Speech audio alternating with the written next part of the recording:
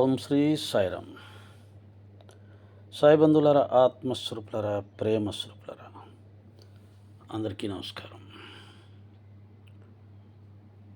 మతము, గురువు ఈ రెండు పరస్పర విరుద్ధమైనటువంటి పదాలు, మార్గాలు, తత్వాలు. మతం అనేది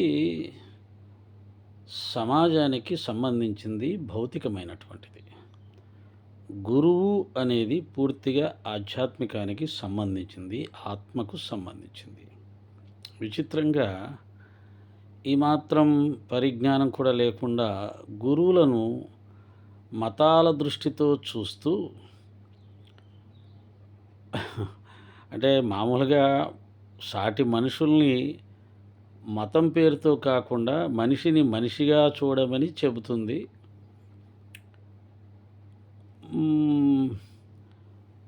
మంచితనం తెలిసిన వారు, మానవత్వం తెలిసిన వారు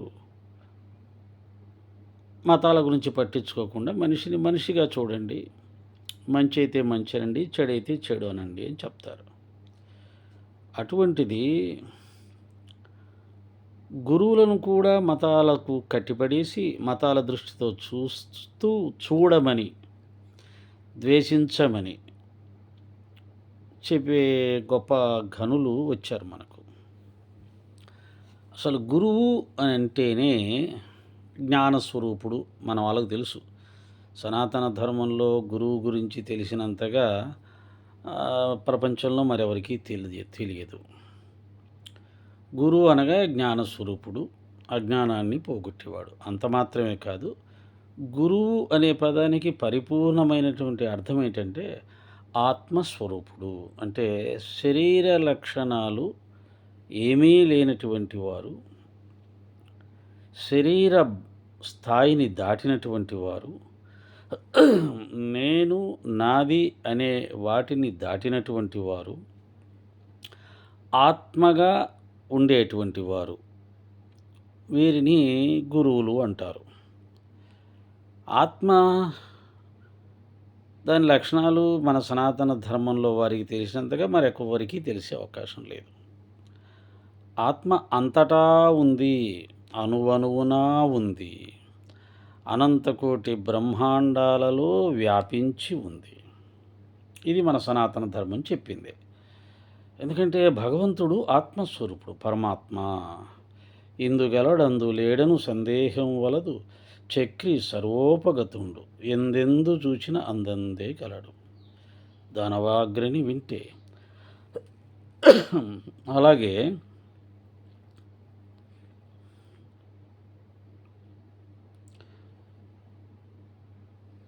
అఖండ మండలాకారం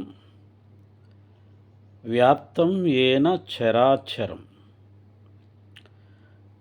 అంతటా వ్యాపించి ఉన్న చైతన్యం అది కదిలే వాటిల్లో, కదలని వాటిల్లో కూడా ఉంది. అంటే రాళ్ళు రప్పల్లో, చెట్టు చేమల్లో, గుట్టల్లో, పుట్టల్లో అంతటా ఉంది ఆ చైతన్యం. అదే గురువు అని గురుగీతలో సాక్షాత్ ఈశ్వరుడు మనకు చెప్పాడు. మరి అటువంటి గురువుకి మతం ఏమిటి? గురువు అంటేనే ఆత్మస్వరూపుడు. ఆత్మగా మారిపోయిన తర్వాతే గురుత్వం వస్తుంది.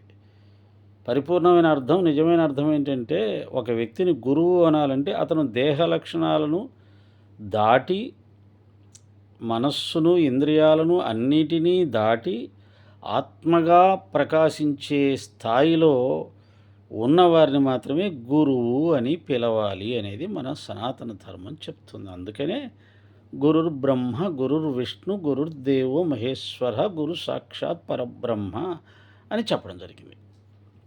ఊరికనే చెప్తారా గురువుని బ్రహ్మ విష్ణు మహేశ్వర స్వరూపంతో భావించండి, పూజించండి, గురువు సాక్షాత్ పరబ్రహ్మ అని తెలుసుకోండి అని ఊరికే చెప్తారా?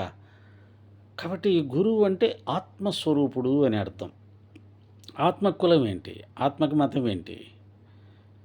ఆత్మ అన్నింటా ఉంది అని మన సనాతన మతం చెప్తుంది కదా. కాబట్టి గురువుని మతం దృష్టితో చూసేవాడు, వాడికి అసలు సనాతన ధర్మం అంటే అనుమాత్రం కూడా అర్థం తెలియనివాడు, గురువును మతం దృష్టితో చూసేవాడు. కాబట్టి శ్రీరామకృష్ణ రమణ మహర్షి సాయినాథుల వారు వీరబ్రహ్మేంద్ర స్వామి, గురు రాఘవేంద్ర స్వామి వీరిని మతాల దృష్టితో చూడకూడదు.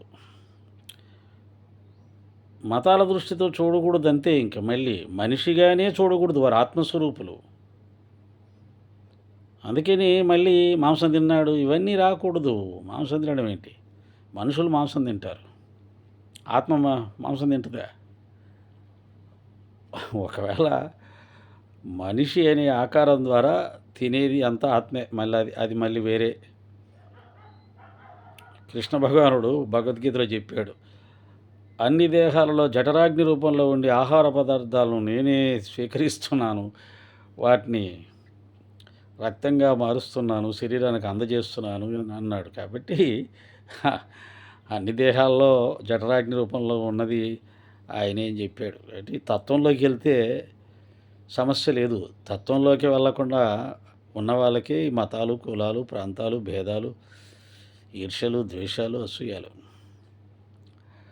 కాబట్టి ఆత్మస్వరూపంగా మారిన అనేక మంది ఋషులు మన సనాతన ధర్మంలో కూడా ఈ మాంసాహారాన్ని భక్షించినట్టుగా కనిపిస్తుంది.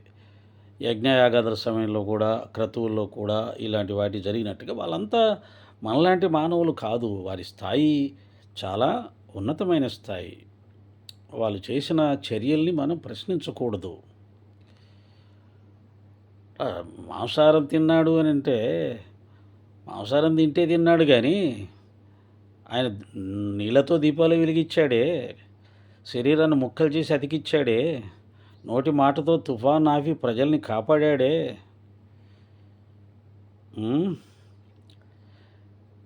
సటకాతో నేలపై కొట్టి నీళ్లు నిప్పు సృష్టించాడే, ఊది ఇచ్చి అనేక మంది భయంకరమైన రోగాల్ని చిటికలో రూపుమాపాడే. ఇలా ఎన్నో అద్భుతాలు చేసినటువంటి మహత్తులు ఉన్నటువంటి ఆ మహనీయులు మనలాంటి వాళ్ళతో పోల్చుకుంటే ఎలాగా? మనలాంటి వాళ్ళం మాంసం తింటాం, అందుకు తప్పితే ఎందుకు పనికిరాం.